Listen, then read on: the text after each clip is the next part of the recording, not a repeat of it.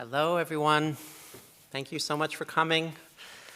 I know it's midterms here at MICA, so you're taking some valuable time out of your schedule to come hear this talk, and I'm delighted that you're here with us today. So my name is Paul Jeskunis. I teach in the Humanistic Studies department, and our department and the illustration department are hosting our guests today, so I want to thank the chairs of both departments and also undergraduate studies, the speaker series, for allowing us to bring these two wonderful guests to hear them tonight. So I'm just going to say a few words at the beginning by way of introduction and explaining a little bit about why I proposed this event. I'm a writer, and I write and I teach writing and literature for a living. And I haven't been around too terribly long, but I would say that I don't think I can remember a time when I was alive when the American public has more avidly and sort of aggressively policed the boundaries of what is permissible expression in the creative arts or in public life than they are now. And as a way of explaining why this is, I think, of concern not only to me but to artists everywhere, I would point to two different reports that PEN America has released in the past few months. Last week was Banned Books Week, and there was a lot of press about that. And a few weeks before that, PEN America, which is a nonprofit that's sort of dedicated to protecting the freedom of expression of writers in this country and more broadly around the world, they published a report that said they had found that in the 2022-2023 school year, over 3,300 instances of book banning had taken place in this country. Efforts to when they say book banning, they mean efforts to remove books from school reading lists or curricula or libraries, off library shelves. This is happening all over the country. It's happening more often in some places than in others, but it's really quite widespread. The other report that PEN America released, this was, I believe, in August, it's called Booklash, Online Outrage, Literary Freedom, and the Language of Harm. And it describes sort of pressure campaigns undertaken by activists to sort of restrict the publication or the sale of books, particularly young adult books, that for various reasons the activists found to be offensive and harmful, potentially harmful. And in some cases, these campaigns resulted in the books being not published or not sold or distributed. So I would say that there's kind of a wave of censoriousness happening, or couple of waves. In different aspects of American life and cultural life. And so when I learned that, last spring, I learned that there was this little book, and I meant to bring up a copy with me, but I forgot. Maybe if you want to come and look at it later, I have a copy in my bag. It's called Free Speech and Why You Should Give a Damn. And when I figured out who was behind it, I realized we really should invite these people to MICA to come and talk about their work with us. And so now it's my pleasure to introduce to you the two people who are behind this book, Signe Wilkinson and Jonathan Zimmerman. So to begin with, Signe has drawn political cartoon commentary for over 40 years. She's won many cartooning awards, and in 1992, she became the first woman to win a Pulitzer-Prize for editorial cartooning. She's worked for the San Jose Mercury News, the Philadelphia Daily News, and for many years the Philadelphia Inquirer, where she continues to draw the cartoon for the Sunday opinion section. And she's also published many collections of her cartoons, including a little book called Her Story, in honor of the 100th anniversary of women's suffrage. And she has actually several copies of that book with her. And if you'd like a signed copy, she has several in her bag, and she's eager to share them with readers. So if you want to come up afterwards, you're welcome to. And then our first speaker tonight will be Jonathan Zimmerman. He is the Judy and Howard Berkowitz Professor in Education at the University of Pennsylvania. And he is one of the foremost education historians working today. His work examines how education practices and policies have developed over time and the myths that often cloud our understanding of teaching and learning. He's authored several books, including Who's America? Culture Wars in the Public Schools, a new edition of which I believe has recently been released, right? He's a former Peace Corps volunteer to Nepal and a former high school teacher. Actually, he taught 1 year in Baltimore City public schools, which I didn't know until today. And he writes very frequently for various newspapers around the country, including the Times, the New York Times, that is, the Washington Post, the Inquirer, and he's also written for the New York Review of Books and the Atlantic. So we'll first hear from Jonathan, and then we'll hear from Signe, and then we'll have a conversation. So, Jonathan, please, welcome.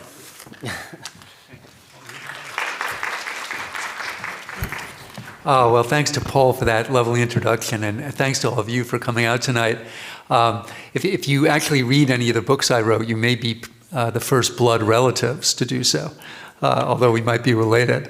The very first book that I wrote, my brother, who is a judge, actually, he sent me this phone number that you could call, and you could put in the publication number of the book, and it would tell you your sales. And being a naif, being a much younger man, I actually did this, and I punched in the numbers, and I got the computer, and the computer said, "Good morning, you have sold 0 books today." That wasn't getting me any closer to God, so I haven't done it since. But the story of this book that Paul referenced is pretty simple. Signe Wilkinson asked me to have coffee and said, "I want you to write a book on free speech, and I'll illustrate it." And if you know anything about American media, that's a meeting you want to take. I've worked with many people in my life, but I haven't worked with anyone as brilliant as Signe Wilkinson. And she can capture, just in a drawing, something that takes me 50 or 100 pages to explain. So then I had to write the book, and it begins with a story, and I'll tell it to you very briefly because I think it's really important for our moment. I don't know how many people have heard the name Mary Beth Tinker, but Mary Beth Tinker was the 13-year-old girl who wore a black armband to Warren G. Harding Middle School in 1965 to protest America's involvement in the Vietnam War. She was sent home for wearing the armband, as was her brother and several other kids, and they sued, claiming they had a First Amendment right to this. And 4 years later, the Supreme Court agreed with them in the famous case of Tinker v. Des Moines, where Justice Fortas wrote that neither students nor teachers shed their First Amendment rights at the schoolhouse gate. Well, Mary Beth Tinker is not that much older than I am, and she's become a friend just because of our mutual interest in free speech. So a couple years ago, I invited her to come and meet with my students at the University of Pennsylvania.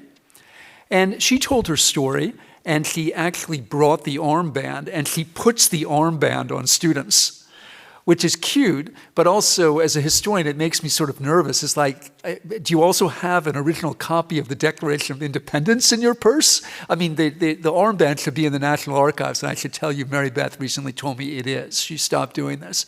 Anyway, she tells her story, and then the Q&A begins, and this is what the students said. They said, "Listen, Ms. Tinker, you were fighting the good fight. You were fighting the war in Vietnam. This Milo Yiannopoulos creep and this Ben Shapiro jokester or Ann Coulter, they just hurt people. Why should they be allowed to do that? And this is what Mary Beth said. She said, look, at Warren G. Harding Middle School in 1965, there were kids there that had dads and brothers and uncles that were fighting and dying in Southeast Asia. Do you think they weren't hurt by this snot-nosed kid wearing this symbol saying their loved ones were risking everything for a lie? You don't think that hurt them? You got to think more then, right? It absolutely hurt them. Speech hurts. But if you decide you're going to remove it on that ground, forget about Mary Beth Tinker. All right? Because she hurt people by her own admission and description. So the students take this in and then they try another tack. And they say, look, Ms. Tinker, isn't this whole free speech thing kind of an abstraction? Isn't it just all about power? Who has power and who doesn't? And the powerful love to talk about free speech because it serves their interests. That's why they want to protect it, because it makes them more powerful. Well, Mary Beth wasn't having that either. And she said, look, in 1965 in Des Moines, Iowa, at Warren G. Harding Middle School, I was a 13-year-old girl. Speech was the only power that I had. Speech is the only power that people at the bottom have. And if you take that away, they cannot challenge anything. This is why every great tribune for what today we call social justice in American history was an ironclad supporter of free speech. You name it. Frederick Douglass, Susan B. Anthony, W.B. Du Bois, Martin Luther King, Eugene Victor Debs, right down the line. So I really wrote this book to try to remind my students and my adult daughters, who are 27 and 30, about that, about the historic importance of free speech, especially for people at the bottom, for people who are powerless. And here you see a great Signe Wilkinson drawing that I think captures really the essence of the problem here. I mean, did King hurt the feelings of people like Bull Connor and white supremacists in the South? No doubt, right? But that can't be a reason to censor him, ever. So the four arguments that we make in the book is that free speech allows us to criticize our leaders, allows racial minorities, women, LGBTQ, working class Americans to challenge their oppression, allows us to create and enjoy the art, film, and literature of our choice, allows students and teachers to speak their minds at school. Friends, I want to be really clear about this. All of these are observed in the breach. What that means is these are ideals, right? These are things free speech should do, but across time often hasn't. And that's precisely why I think the history is so important, because it reminds us how over and over again these ideals have been breached, have been broken, which is why we have to be so vigilant about protecting them. So let's take the first one, free speech allowing us to criticize our leaders. My students are often surprised to discover that the first war in which you could safely, that is, constitutionally protected, criticize the war was the war in Vietnam when I was a kid. Yeah. All the other wars, people were jailed for criticizing America's engagement in the war. All the way back to the Alien and Sedition Acts when we almost went to war with France and we barred people criticizing America or praising France. And indeed, in the Civil War. So most people don't know this, but they should. Abraham Lincoln jailed hundreds of alleged Confederate sympathizers, and he also closed newspapers that he thought were too friendly to the Confederacy in the North, including the Chicago Times, the biggest newspaper in his home state. Lincoln came to regret that because what he realized was that, he was violating the battle cry of freedom, right? If the Union was going to be a place of freedom, it had to be a place of freedom. And you can't cry freedom and erode freedom at the same time. You go into the First World War and you find thousands of people jailed for criticizing the war or criticizing the draft. And it's during that war where Charles Schenck, who was the head of the Socialist Party in Philadelphia, he's jailed for distributing an anti-draft and anti-conscription pamphlet. And it's in the Schenck case that Oliver Wendell Holmes upholds the jailing of Charles Schenck and says, of course, that freedom of speech does not include falsely shouting fire in a crowded theater. We historians all have our pet peeves, and I hate it when people leave out the falsely part. Because if there's a real fire, you should be shouting, right? Freedom of speech does not mean you can falsely shout fire in a crowded theater. And his point is that, this is a war. We've got to win the war. Maybe in another period of time it would be okay for him to do this, right? But right now you can't. It's too dangerous. It's too scary. It's too threatening. It's too harmful. Well, you know what? Holmes came to regret that as well.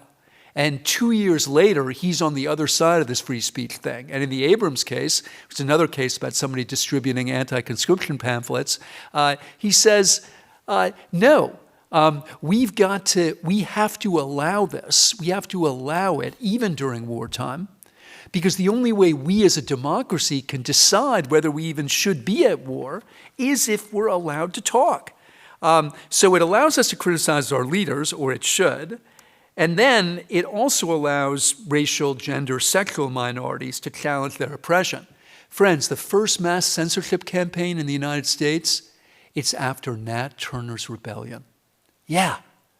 And what happens? Well, the southern states ban anti-slavery literature from the mails. And eventually, because of the power that they had in the U.S. Senate, from the floor of the U.S. Congress. They got it. Right? What they got was that free speech, anti-slavery free speech, was a threat to them, and they wanted to blot it out. And that's why Frederick Douglass, arguably the most important anti-slavery activist, called free speech the great moral renovator of society. Look, he's going around America and places like the United Kingdom trying to make a campaign against slavery. If you take away his free speech, he can't do that. Suffragists who appear in Signe's book, same deal, denied permits for marches and brutalized by mobs while cops look away. And then, of course, advocates for birth control and family planning. That, of course, is Margaret Sanger, the godmother of birth control services in the country, founder of Planned Parenthood. You should know that Margaret Sanger was censored wherever she went. In fact, for 9 months, she had to go to Europe because a court found that she had violated obscenity laws simply by providing information about birth control. Think about the history of LGBTQ people in this country, all right? It won't surprise you that gay-themed publications were censored across the United States until eventually in the early 60s, the courts started to say that they too were protected, including bodybuilding magazines, which were very popular with gay men. You want to understand where the gay rights movement came from? You got to start there. Just think about an identity, right, and a behavior that's so stigmatized, right? These magazines are absolutely central to the entire movement, to creating the movement, to allow people to connect in every way. And again, when we stop defending free speech, the people on the bottom will suffer the most. In 1987, the University of Michigan passed a speech code, and this is what it said. We're going to prohibit any behavior, verbal, physical, that stigmatizes or victimizes an individual on the basis of race, ethnicity, religion, sex, or sexual orientation. Well, at the beginning, that sounds pretty good. Like, we don't want people saying things that are racist and homophobic and sexist. Well, over the next 18 months, whites charged African American students with violating that in 20 different cases. One black student was punished for using the term white trash. Well, there you go. Again, I'm not saying that I would necessarily call the term white trash racist or in violation of that code, but somebody did, right? Enough to get that kid sanctioned. So you may think you're protecting the people on the bottom. You are not. Of course, I think this is closest to the MICA heart. Free speech allows us, or should allow us, to create and enjoy the art and film and literature of our choice. Here you see another great Wilkinson cartoon. We need to see it so we know what to ban. Friends, name a book that's famous, and you'll name a book that's censored. D.H. Lawrence, James Joyce, William Faulkner, Ernest Hemingway. A federal customs inspector said in the 1920s, asked what a classic is. He says, a classic is a dirty book that somebody is trying to get by me. So everything you call a classic was censored by somebody who thought it was going to harm people, especially kids. Ditto for the movies. Once we get, silent movies and eventually talkies, every state sets up a censorship board, and because we're in Maryland, I thought I would read you the first Maryland state censorship law, a film. We're going to ban, quote, suggestive comedy, stories built on illicit love, overpassionate love scenes, disrespect for law, men and women living together in adultery, drinking and gambling made attractive, prolonged success to criminals, maternity scenes, and titles calculated to stir up racial hatred and antagonistic relations between labor and capital. In other words, anything interesting. Right? In Tennessee, censors ordered the removal of a scene showing a woman breastfeeding. They said that was obscene. And a review board in Memphis rejected a film set in racially integrated classrooms because they said it would, quote, offend the sensibilities of the South. By which, of course, they meant the white South. But there, look at the language. It'll offend our sensibilities, right? It will hurt and harm us. And again, I have no doubt that it did, because that's what speech does, right? And the last one about schools, going quickly here. Here's the list of things you're free to say or not. Most people don't understand this, but before Mary Beth Tinker, students had no rights, no constitutionally protected rights at all. It wasn't until Mary Beth and her family challenged all of this that they got that. And, again, it's in that case where they say neither, the court says, neither teachers nor students shed their First Amendment rights at the schoolhouse gate. Well, they are right now, especially teachers. Paul made reference to this wave of book banning. This is a direct attack on the ability of both teachers and students to speak and to think and to read and to write. But I also want to emphasize that across time, book banning has been bipartisan. How many people who are outraged, and I would say justly so, that Loudoun County, Virginia banned Toni Morris's Beloved, or some school district in Tennessee got rid of Mouse, Art Spiegelman's book, by the way, because it was upsetting. And incidentally, if you're not upset by the Holocaust, maybe you're a sociopath. I mean, yes, it's upsetting. But if you're the sort of person who's outraged by that, where were you when all the English departments in our high schools were dropping The Adventures of Huckleberry Finn? Where were you? And that censorship was not brought to you by Ron DeSantis and Moms for Liberty. That was brought to you by people on my side, on the left side of the political aisle. So it's bipartisan. It goes on and on. I understand the impulse. I get it. All of us want to do that, right? Who wants hate speech? I don't. I get the impulse to block it out. Of course, we should raise our voices against it. Criticizing racist speech is a form of free speech in its own right. And I think whenever you see hate speech or hear it, you should raise your own voice against it. But that is different from denying speech to someone. That never ends well. It turns its targets into martyrs, and it betrays a lack of confidence in us, in democracy itself. If we believe in our ability to govern ourselves, we need to let every citizen speak their mind. And we have to have faith that that messy cacophony is going to yield a better society than any set of censors can create or even know. It was Frederick Douglass who said that liberty is meaningless where the right to utter one's thoughts and opinions has ceased to exist. Douglass was, of course, a Maryland native. He was a victim and a survivor of slavery. He knew vastly more about the inequities and brutalities of the United States than most other Americans. But he also knew we could never make anything right if we forsook our right to free speech. So we have to remember the brave men and women who raised their voices for justice at a great risk to themselves.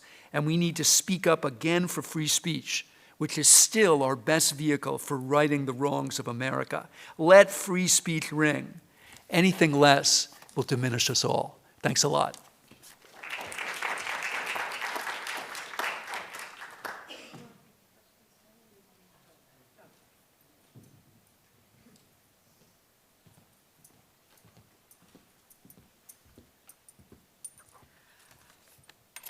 I have to have notes because I'm so old I'll forget even my own name. So I have a couple here. I just wanted to say to Jonathan that he went to Nepal and did good. I went to Cyprus and to help the Greek and Turks there settle. Do some housing together, and 9 months later, war broke out. I was that good as a peacemaker. So cartooning is much better suited to my very limited skills. I became a cartoonist, though, because I grew up, as Jonathan did, during the 1960s, which was not only the Vietnam War, but civil rights. And people were fighting in the streets over what to do about both of these things. So everyone had opinions about them, and one way I could express myself was through drawing. I was a bad drawer for a long time, but eventually I got a style of my own. I am just going to show you some cartoons that I've done that sort of illustrate what free speech issues that have come up during my tenure. And one of the things that, as a journalist, I am very concerned about. Let's see if, let me just. This, I've entitled my speech, She Can't Draw This, Can She? It's a ripoff of a Molly Ivins book title. Molly Ivins was a great Texan writer who wrote about politics and had a book title saying, she can't say this, can she? And it's sort of what Jonathan's talking about, especially when a woman expresses a strong point of view. A lot of people go, really? She can say that? Well, by now, your generation is very lucky because, yeah, we can say pretty much all the stupid things that men say. We're equal that way. But I'm going to show you just some cartoons to illustrate, to start, what, well, this is the kind of hate mail I get. So when you draw something that's controversial, you're going to get reaction. Just because you have free speech doesn't mean your readers don't have free speech too. And this is something that one of my more creative readers once sent me, and I kept it for just occasions like this. But I have free speech, and so does he. And we at my paper in Philadelphia always printed all the critical letters that came in about my cartoons, and I got plenty over the years. This is where cartooning started. This is in the early 1500s in Germany. It's an engraving of a cartoon commissioned by Martin Luther. Martin Luther was the man who broke with the Catholic Church and started the Lutheran religion and the whole Protestant movement. He was under threat of death. punishment by drowning, by burning, by hanging. The Holy Roman Empire did not take criticism well. So this was a very brave, bold thing to start publishing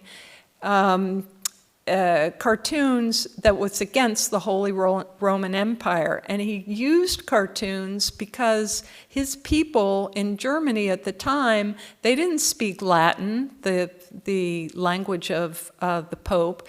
They didn't read, and they didn't read Latin, certainly. They may have spoken German, but they did not read German. Most people were not educated. The religious orders were. So he turned towards images and illustrations to make his point. So this drawing was two German citizens, peasants really, turning their bare bottoms towards the Pope and farting in his face. So if you think that we're the only people who do controversial art, no, it's a long, long history. And he did many more that were done by some of the great artists of southern Germany, including Lucas Cranach and Dürer. So that's where cartooning started, because the printing press, he was able to use the printing press to get an image out to people who couldn't otherwise read. This is the stakes in other countries for free speech. In the early years of this century, Anna Politkovskaya in Russia was a journalist who did many critical articles about the Russian government, and including Vladimir Putin. And one day, someone came to her front door. She opened the door, and she was shot dead. So this censor is saying, I didn't like paragraphs 2, 4, 5, or 7. So in other countries, the stakes are huge. I mean, that's censorship of a most profound way. And you know, when I think of our country and its many flaws, having our free speech is one of our great gifts to ourselves, and it's a beacon to the world. Likewise, this man, Ali Ferzat from Syria, the Syrian government did not like his point of view, so they picked him up one day, took him out into the desert, and beat him to this extent. Being a cartoonist, he fought back as he could, giving the finger to his Syrian tormentors. But he moved out of Syria and now lives somewhere in Europe. But those, I mean, we are so lucky, and we should never take our free speech for granted. Now I'm going to show you a couple of mine that have gotten me in trouble over the years. So if anybody is offended, I apologize for that, but this is what free speech is about. Was that a trigger warning? That's a trigger warning, and there's a trigger. This was after someone shot an abortion doctor in the Midwest, and said that he was against God's law and had to be eliminated. And the guy who shot him did it for Jesus. So this I drew as the pro-life Jesus. This did not sit well for a lot of my readers, but mostly I don't like it because my drawing is so bad. It's early in my career, and another thing that I can say is we all get better with practice. So forgive the drawing, but this is the kind of thing that when you put out, you get a lot of feedback of people who think that any depiction of Jesus that isn't reverential is sacrilegious and should not be permitted. This is not even a cartoon, a full-blown cartoon. This was a tiny illustration about this big for letters to the editor in my newspaper about a candidate, Lynn Yackel, who's the woman on the left, whose church, Protestant church on the main line in Philadelphia, had a speaker series about the Middle East, and they had a series of different programs and different speakers. And one of those speakers was a Palestinian who was controversial, promoting the Palestinian cause. And at the time, she was running for senator. And the current senator, Arlen Specter, started a whispering campaign against her, saying that she was anti-Semitic because her 1,000-member church had this one speaker as part of this long program on the Middle East. So people were writing in. It was a big topic in Philadelphia. We ran lots of letters. It was a whole page of letters. And I just did this little drawing saying, you know, she was being accused of anti-Semitism, so she was sort of like supposed to jump through this hoop. I didn't think anything of it. But Arlen Specter, the senator, did not take it lightly, and he sicked pretty much half the Jewish community on me for this little drawing. He came in and told my editor that there ought to be other things I should be doing, and I was criticized by a lot of his supporters, especially his Jewish supporters. So one of these letters says that I'm the feminism's own Goebbels, one of the Nazi real villains in the genocide of the Jews before World War II. This was a whole page criticizing me. So I did a cartoon. There I am on top of my pens and pencils. But this is how it works. You know, somebody expresses an opinion in the paper. I draw a cartoon. People don't like the cartoon. We give them the space to express themselves. And that's just what our free speech is, as long as we keep it open to both sides. I mean, this was a rough time for me. I didn't like being called a Nazi, but I lived through it, and Arlen Specter was reelected, and history went on. But the thing I wanted to point out to them was the selectivity of using the Star of David, because just 3 months before this, I did for this same area a little drawing about Palestinians targeting Israelis and trying to kill them. So I'd done this. Oops. Oh dear.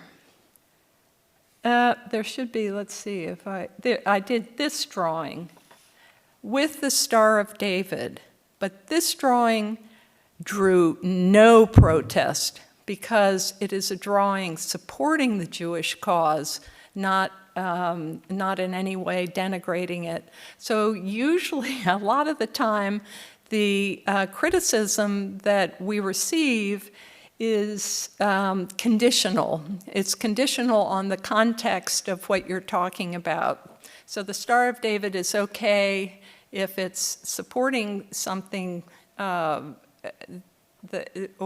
not okay if it's being negative. And that goes, I'm not picking just out this symbol, but many symbols, the cross, other symbols, the flag that we use all the time.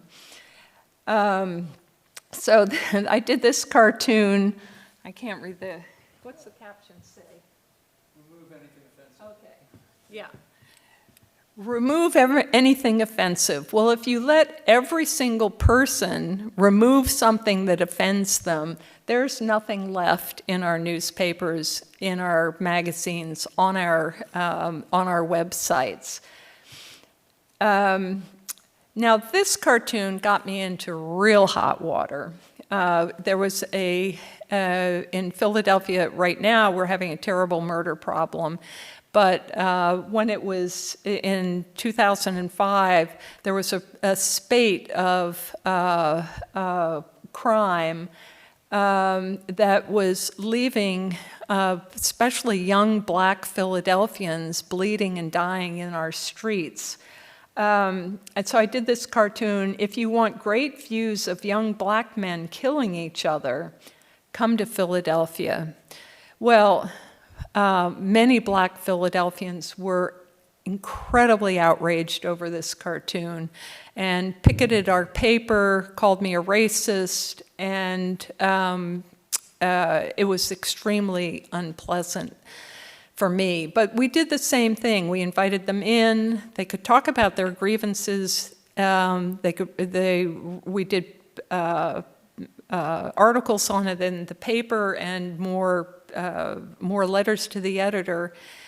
And the thing about it was, we did a whole page of letters, and this is in the day when people had to mail a letter in to get it. They didn't it was before we have the internet. And then about 5 days later, a new group of letters came in, also from black Philadelphians, saying, yes, we are having this problem. It is a problem, and it's real, and we need everyone to help get it under control. And then it went back, it went back and forth between people who had different opinions about it for several weeks. And then a couple months later, I happened to be on a panel about certain social issues, and I happened to be sitting right next to a young black man who had led the protest in front of the paper. And we got to talk, and he said, yeah, I relaxed about it. I get it. And I said, yeah, and I get it that you were upset about it. I won't be using that iconography this carelessly. And that's what happens. Your art starts a conversation. It doesn't stop it. And you have to be ready for both the good and the bad reactions that come to it. You will survive, and so will the art form. This was about women. This was the Boko Haram, a Middle Eastern group, was making all their women wear burqas and long burqas, and some of them even keeping their faces covered. And I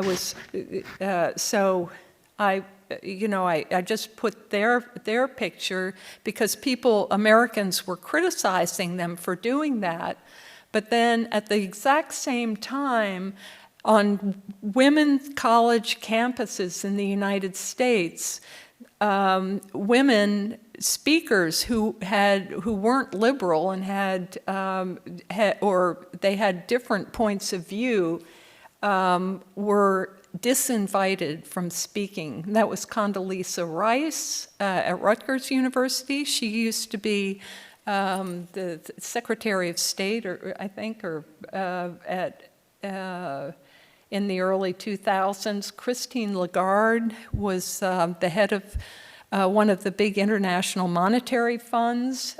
She was from France. Smith College, a women's college, wouldn't let her speak. And Ayaan Hirsi Ali wasn't allowed to speak at Brandeis. And Ayaan Hirsi Ali had grown up in Africa and was advocating for women's rights and against some of the things that she had to go through, and was considered considered conservative by a lot of people. And so she was not allowed to speak at Brandeis.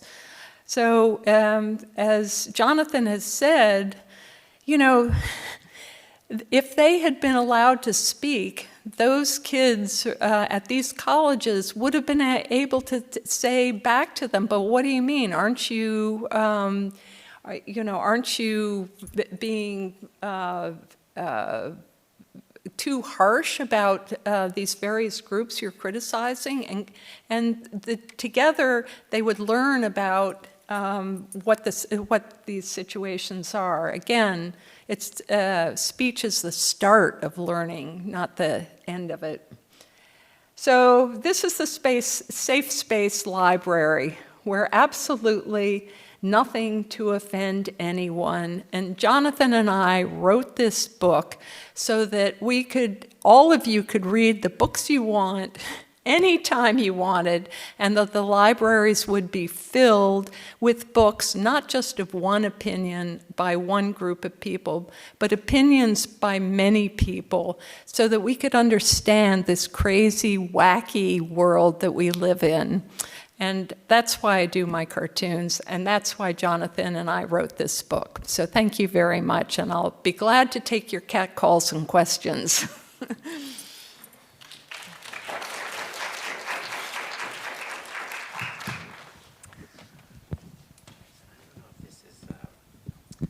If it's on, is this on? Yeah, I think it is. Okay, I'm going to give you one, John, and Signe, I'm going to give you one. Thank you both. I want to open it up to questions from the audience or comments from the audience, but I think I'll just start things off by sort of pushing back a little bit on the nature of what both of you had to say.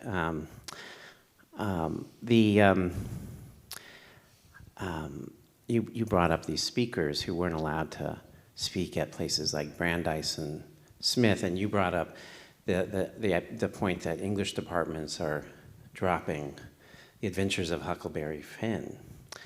But, you know, this is not really censorship, right? I mean, anyone can go and read Mark Twain, and Condoleezza Rice, I mean, she can still speak her mind in all sorts of ways. She has tremendous power. Brandeis is under no obligation to give a platform to these people if they don't want to, right? And if they don't like what Condoleezza Rice has to say, or if they're worried about the students getting their noses bent out of shape, they're under no obligation to offend their customers. And the same with the English department, right? Why should they teach a book that a lot of people think is offensive? It's not censorship. Because they're educators? I mean, Paul, I take the point, it's not technically censorship because only the state can censor things, and obviously Huck Finn hasn't actually been censored. Any American could obtain Huck Finn if they wanted. But I do think it's fair to call it censorship nevertheless, because it's the removal of a text and a set of ideas because we believe those ideas are too dangerous for people to see. In the case of The Adventures of Huckleberry Finn, it's because the Huckleberry Finn uses the N-word 200 times. And let me be clear, I mean, I can understand very well why any number of Americans, not just African Americans, were and are offended by that. It is an offensive term. I mean, it is. But The Adventures of Huckleberry Finn is absolutely central to the history of American literature and life. If we don't expose young people to it, we are depriving them of a certain set of understandings about the nation that they inhabit. Now, it does take a sensitive teacher to work their way through this text, because obviously it was written in another place and another time with different norms, different ideas, different language. But the other thing I'd like to say is that the removal of something like Huckleberry Finn is an enormous FU to the teachers of the United States. Because what it's saying, at least implicitly, is we don't think you have the understanding, we don't think you have the sensitivity to deal with this, and we don't trust you. So you can draw a pretty direct line from that to these states that are suggesting that teachers wear body cameras like some police officers do, because it's the same idea. Yeah, this is hard, and we don't trust you with its hardness.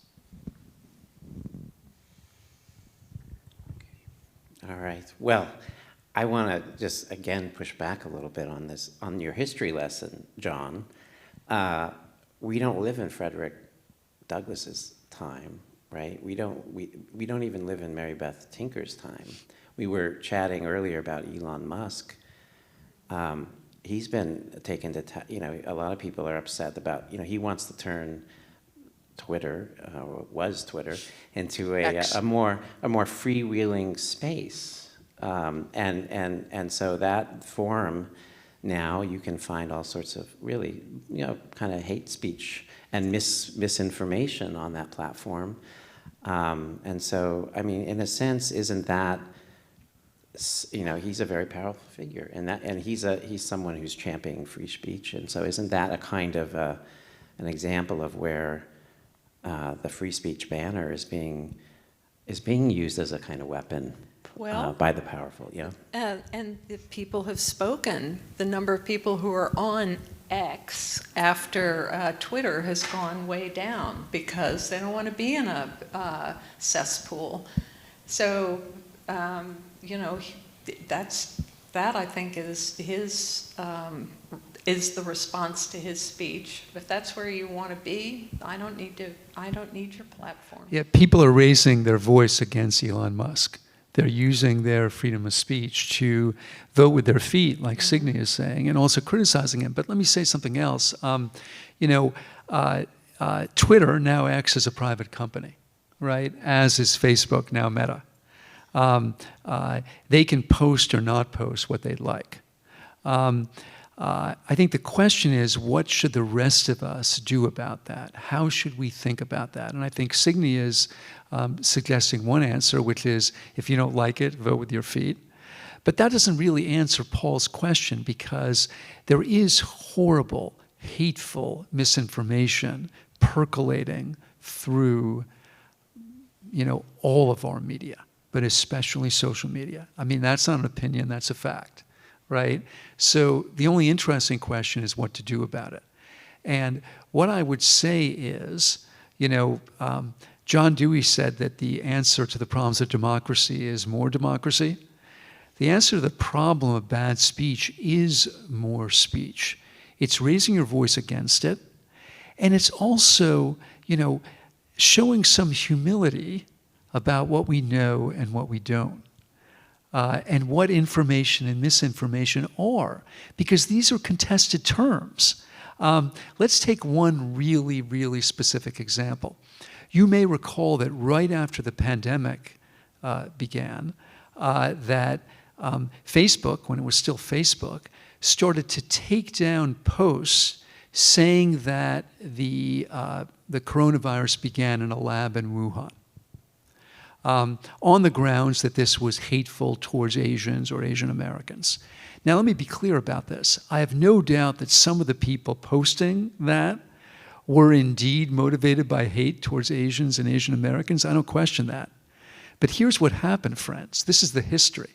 After Joe Biden became president, he convened a panel of scientists to try to determine if this virus had been hatched in Wuhan. Now, I'm married to an infectious disease specialist, and I take my cues from her, and she says that it's still highly unlikely that that's true. But it was likely or possible enough that the president was convening a panel about it. What that means is it was a mistake to take that stuff down. And we all have to be much more humble than we are about what we know and what we don't. I'm sorry, I know everything. Oh, sorry. Yeah, I forgot about that. Yeah. Okay, I'm eager to hear questions from the audience, or if you, I think there's a couple of people over here with microphones, so if you want to raise your hand and sort of flag the microphone down, that would be great. Thank you.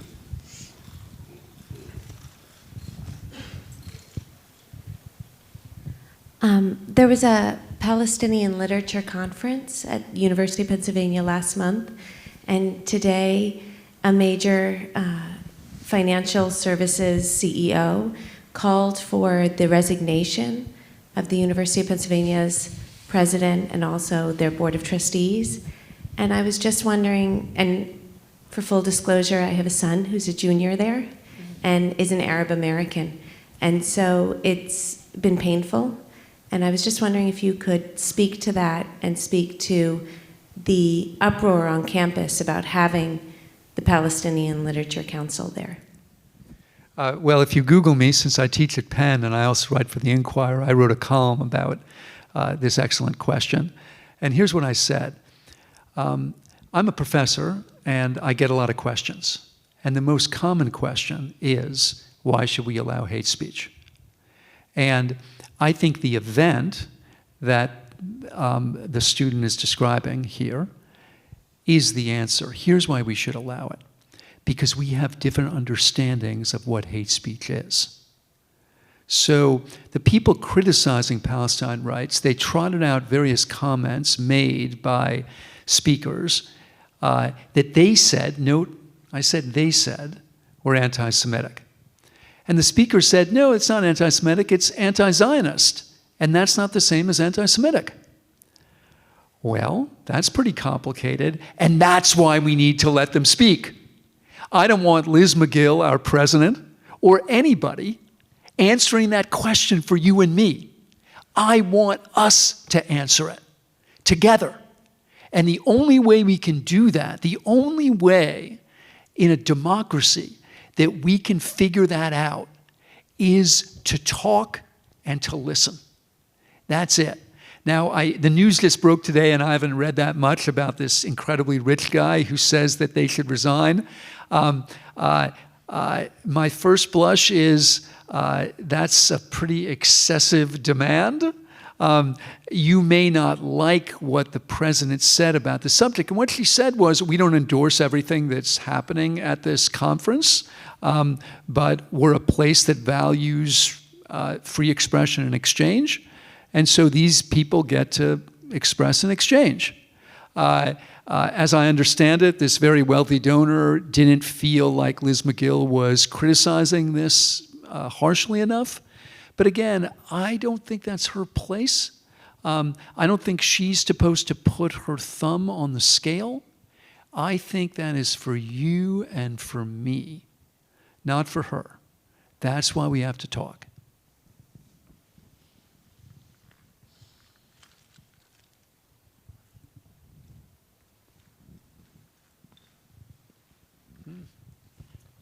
Come on, exercise your free speech here. There we have one, Yeah. someone in the middle. Yeah.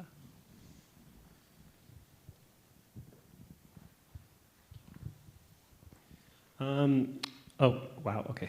I guess going off what Signe mentioned about everyone's reaction to certain cartoons and stuff, specifically the comic that got a lot of hatred in Philadelphia, it kind of made me think of something.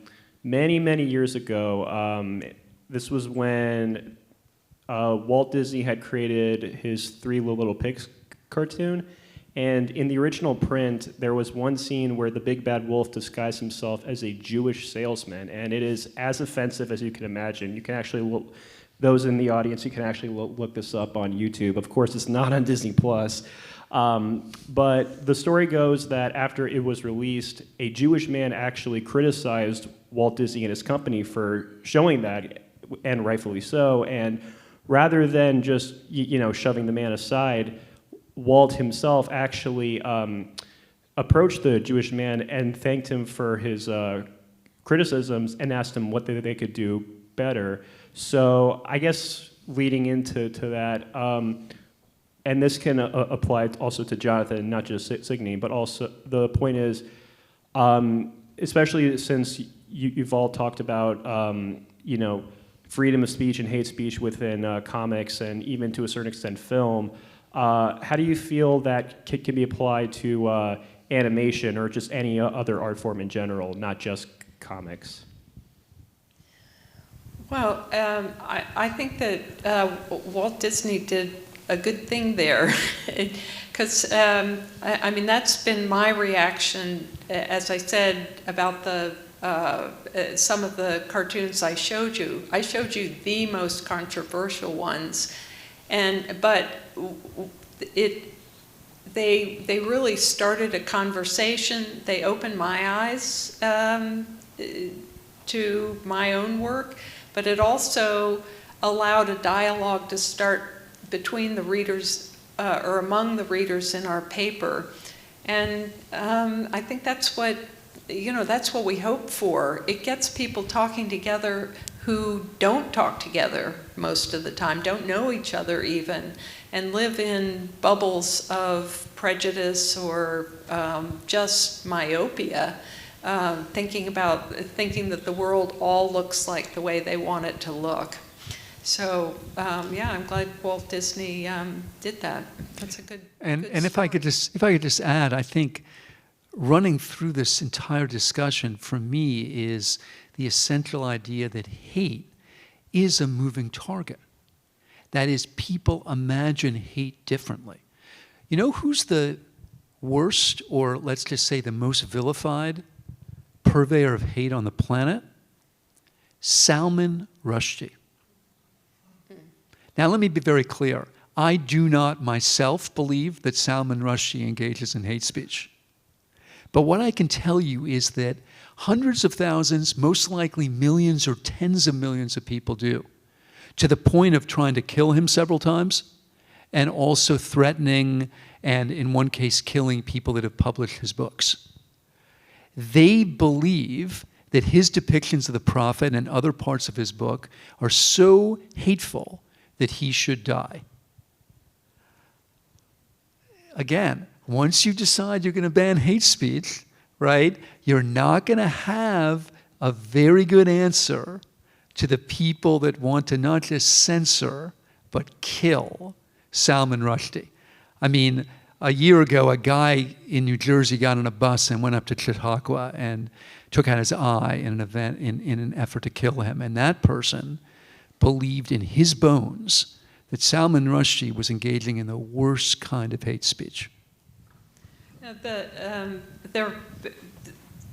This is a little before some of you might have been around, but the Charlie Hebdo in the early 2010s, a satirical magazine in France that was losing circulation because people weren't reading it much anymore.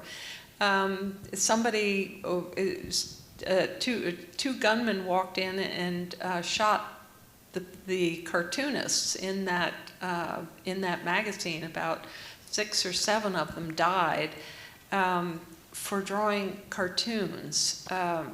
It's like of the prophet, right? Which well, a lot of They didn't draw cartoons of the prophet every day, but they Yeah. had drawn cartoons of the prophet. Yeah. And so for that, they lost their lives. Yes, there's someone right here.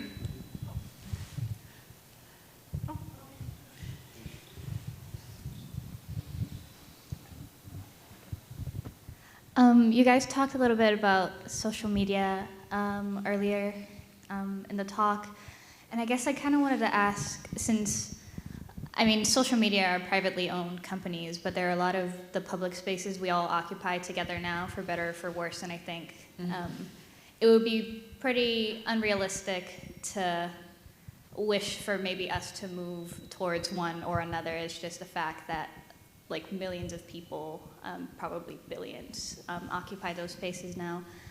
How do you rectify, especially now that X has monetized posting and engagement, if you subscribe,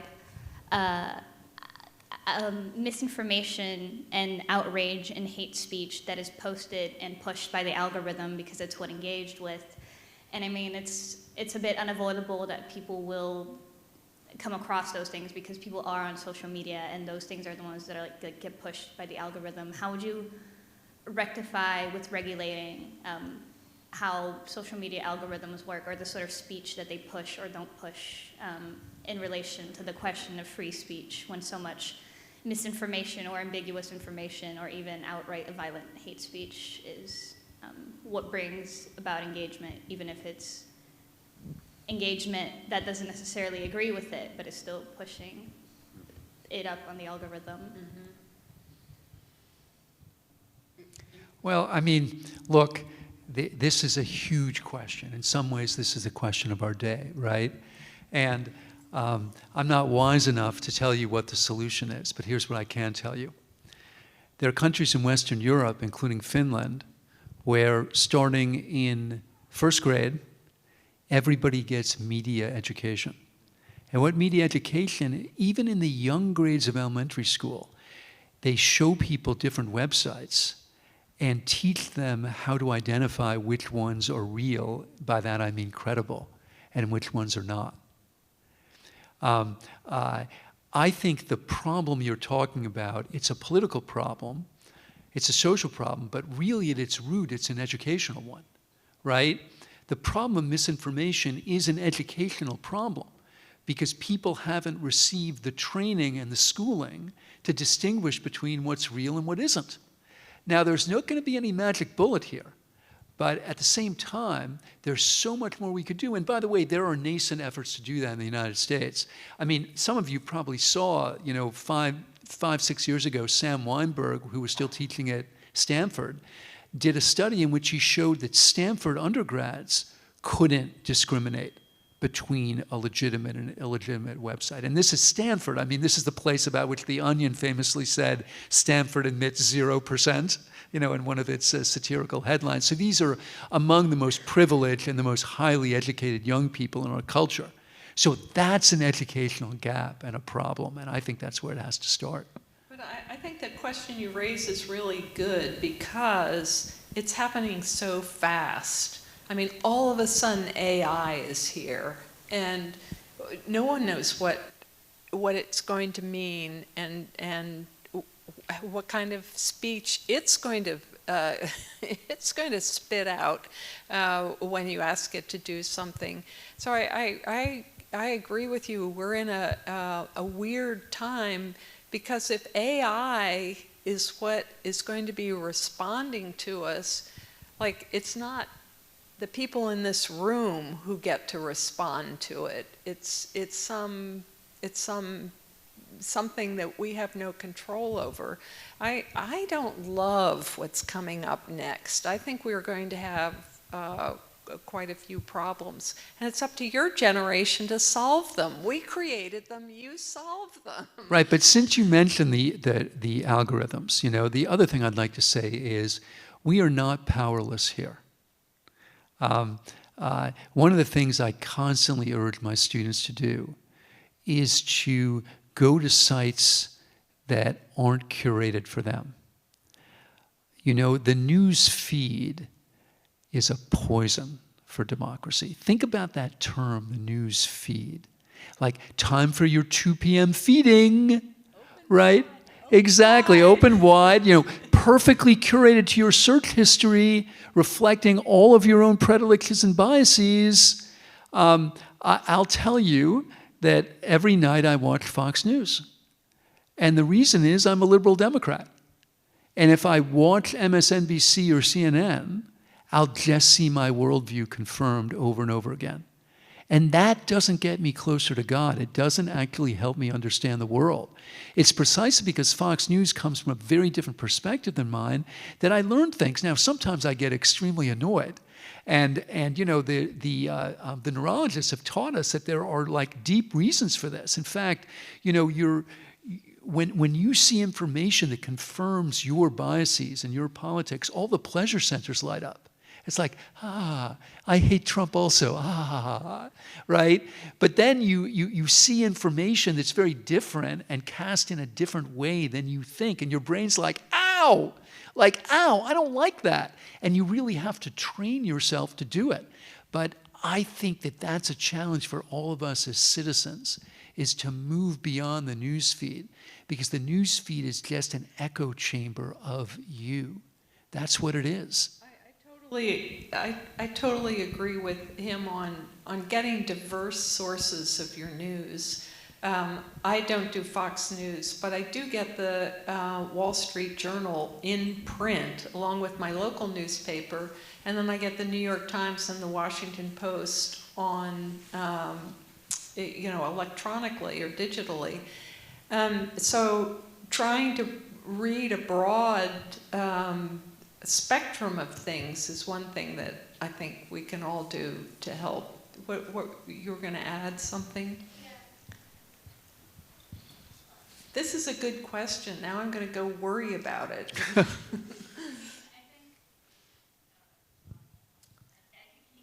Yeah. No, a little louder, please. Yeah. There you go. I see. Yeah. I certainly think there's a lot that we can do in this new media climate to navigate around it, but I mostly mean the fact that these social media websites that are heavily populated are like formulated this way with the algorithm that they work. And even if you do seek out other websites occasionally or other sources, you still will be present in that social media algorithm. I mean, I speak mostly for our generation that is the one that is growing up right now, and it's just the reality of the fact that we live in social media. I don't mean this negatively or positively, just as a fact. And do you think there is any way to rectify the health or like of speech in those social media websites? Or Well, any way to China does. I mean, seriously. I mean, back when the internet began, people said, okay, this be the end of authoritarianism in China because there's no way they could control or monitor or mine the internet. Wrong. Not true, right? I mean, their version of Facebook, of course, is the biggest one of all. And the state employs hundreds of thousands of people to mind that. And if you put up something that says June 4th, which is the date of Tiananmen, it's coming down. So, the question is a really good one and a strong one, but I also think we have to think about the alternatives, right? I'm terrified for all the reasons that the questioner and Signe was describing about what these technologies are doing to the way we think and the way we act as humans. I'm more terrified of the state, John, isn't that a bit of a slippery slope? Like, if we start to... Oh, you're going to turn that on? Oh. Yeah. Okay, there we go. I was saying that, that you could describe that argument as a kind of a slippery slope fallacy where, if we start to regulate social media in a way that maybe this question is suggesting we need to, well, then we're going to end up like the PRC. Then we're going to end up, we're going to be China. Not necessarily, right? No, and let's also be clear. Okay, and let's be clear, we do regulate the internet, right? I mean, think about child pornography, right? Child pornography is illegal, it should be. Most of it occurs on the internet. And there are FBI agents that monitor the internet for child porn. I think they should. No freedom is absolute, right? No, right? You can't call up the White House and say you're going to shoot the president. Also, I mean, think about this. I'm a professor. I can't say to a student, like, I really like the sweater you're wearing, and if you wear it again next week, I'll give you an A, right? Most sexual harassment is verbal, not physical. It's illegal. It should be.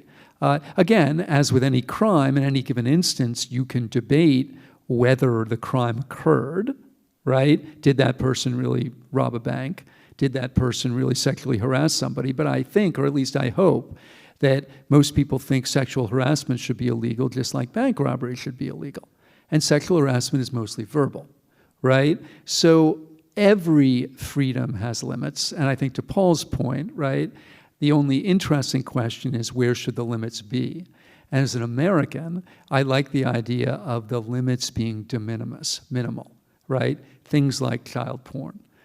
Should we mine the internet and regulate the internet for child porn because people are being trafficked in it? Yes, right?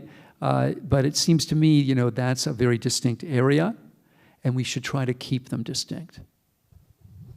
I think that also a college or university you've invited us in, you can invite people who don't agree with us so that your students can hear from a broad variety of people. And I hope if they did come, that you would all come and listen to them and correct them. Oh, I mean, listen to them and learn from them. So. Yeah. There's a question over there. Or maybe there's a, yeah. Hello. Hi. So this question is for John. When you all were talking about Huckleberry Finn earlier, it reminded me of some of my experiences in middle school with controversial and racist books and how the teachers handled them, some well, some very, very poorly. And I kind of wanted to know, both of John and all of your experiences of your successes and failures in teaching controversial or upsetting materials to students of, whatever grade levels. Well, look, let me say that there are 3 million teachers in the United States, right? So that means there's enormous variation, right? In their understandings, in their sensitivities, right? In their knowledge.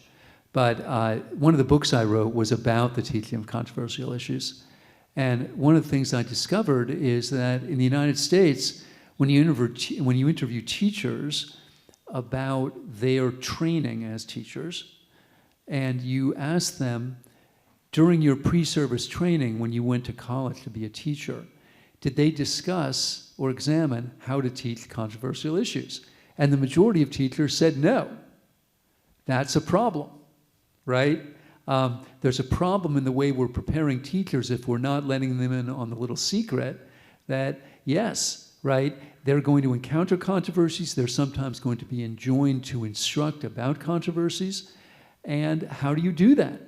And I think part of the discussion and part of the instruction has to be in discriminating between what is a real controversy and a fake one, which is what we tried to do in that book. And a real controversy is one where informed people disagree, and a fake controversy is one where they don't. So let's take a couple examples. I understand that there are many fellow Americans who don't believe that human beings share DNA with other creatures. I think that's their right to believe that, to say that, to shout it to the hills. But I do not want my public school debating the question of whether we share DNA with other creatures. Why? Because a debate with a single right answer is not a debate. Right? Informed people know that. There's no disagreement among informed people on the premise. Let's take another. Has human behavior warmed the earth? Again, I understand that there are people that answer that question. No, by the way, the number of those people has gone radically down in the United States. That is the amount of flat-out climate change denialists, which seems to me a fantastic thing. But I still understand there are people who answer that question no. I don't want to debate that question in schools. Now, what to do about that fact? Open season, right? We should debate that in full, because there is no absolute agreement among informed people about what to do about the fact. But if you don't acknowledge the fact, you can't have the debate. And I think these are complicated matters, but this is precisely the discussion that we need, and that our teachers need as well. One of the reasons I became concerned about this issue is because, and I was mentioning this a bit earlier, some years before the pandemic, I began to hear from colleagues here at MICA who were reluctant to teach certain texts, books, or even show certain kinds of images to students because they were worried that it wasn't that they didn't think these were worth paying attention to, but they were worried that if they brought that into the classroom and they opened that can of worms, it could get them into trouble. And for us to be able to have these kinds of conversations, for learning to sort of take on the qualities that you're talking about, that both of you have talked about, I think,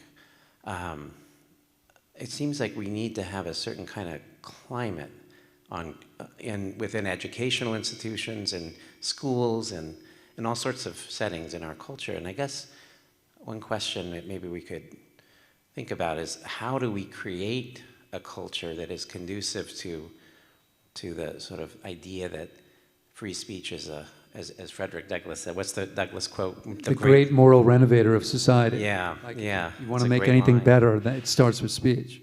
Yeah, so I mean, how do we create a culture where people feel free to have real discussions and disagreements and get into a little bit of trouble, Good trouble. Good trouble. Right. Well, one thing is to allow you guys to address these things in your art the way you want to address them, and put up what the art, whether one would hope that with so many talented people here, that the expression would span a lot of opinions and a lot of different perspectives.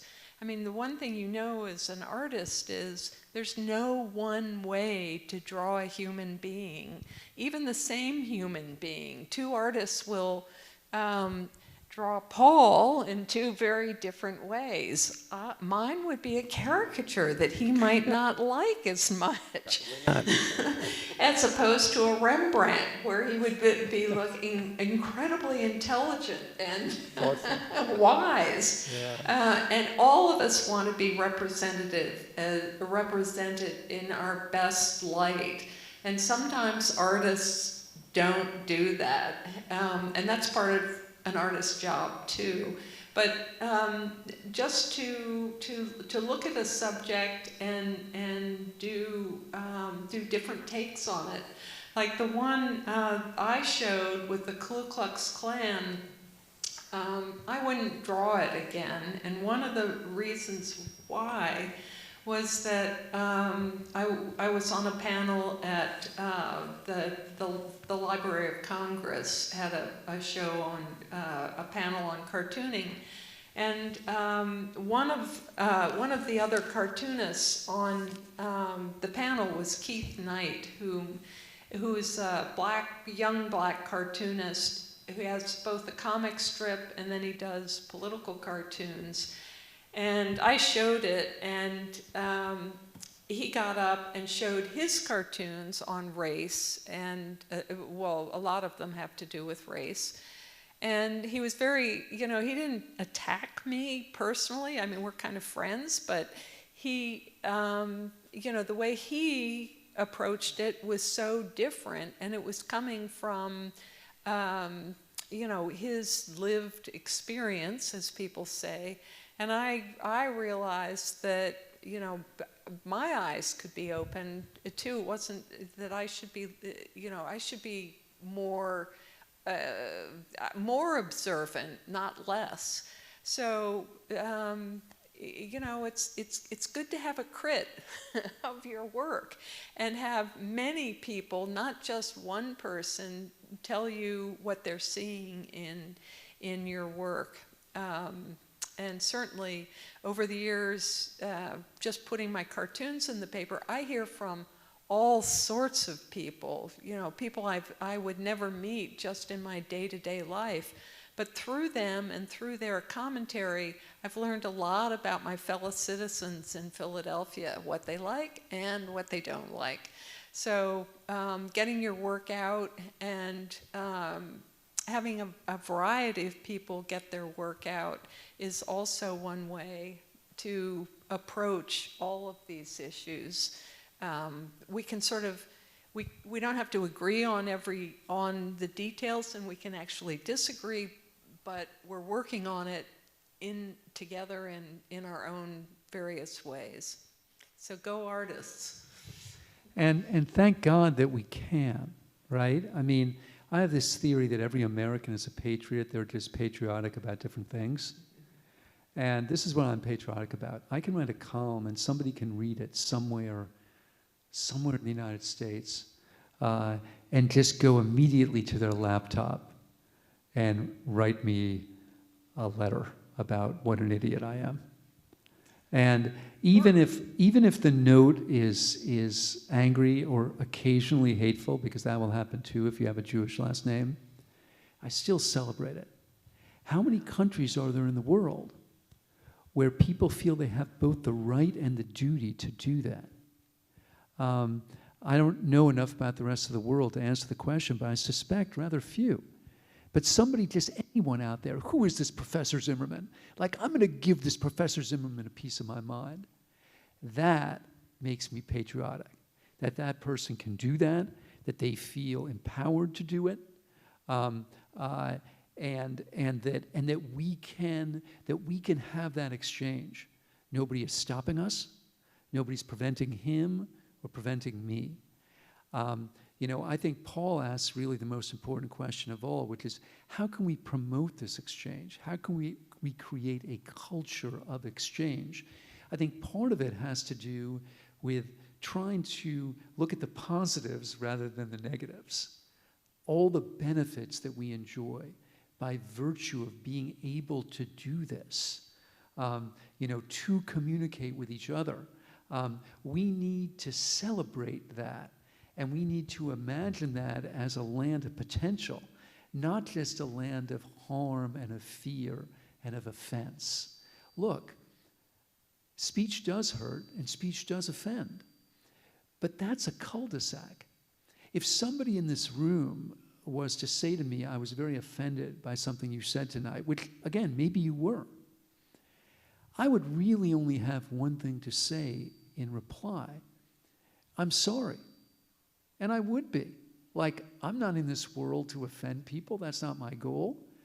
I suppose I could ask you a little bit more about why you're offended, but this is what I couldn't do. I couldn't deny that you were offended. I can't look into your soul and tell you what you're feeling. But that's precisely why feelings are such a poor venue for this whole discussion. They're a cul-de-sac. They're a dead end. When I give this rap to my undergrads, they generally say, you're denying our feelings. And I am not. It's the opposite. I don't and I can't deny your feelings. And it's precisely the undeniability of your feelings that make them such an impossible venue for exchange. Real exchange does require a kind of denial, right? It's like, no, I don't think you're right, and here's why. That's what it requires, and I cannot deny your feelings. I will not, and that's why they're an impossible arena for what we need. Feelings? Yes. I mean, feelings are real, emotions are real, but, the depth of your emotion is not a good indice of the strength of your argument, right? Some of the worst people in human history have felt really strongly about what they think. Okay, I think that might be a good point to end on, unless there's any other pressing questions out there. Ah, here we are, Warren. So good to see you. Down here. Oh, yeah. Sorry, somebody down here needs a mic. Thanks.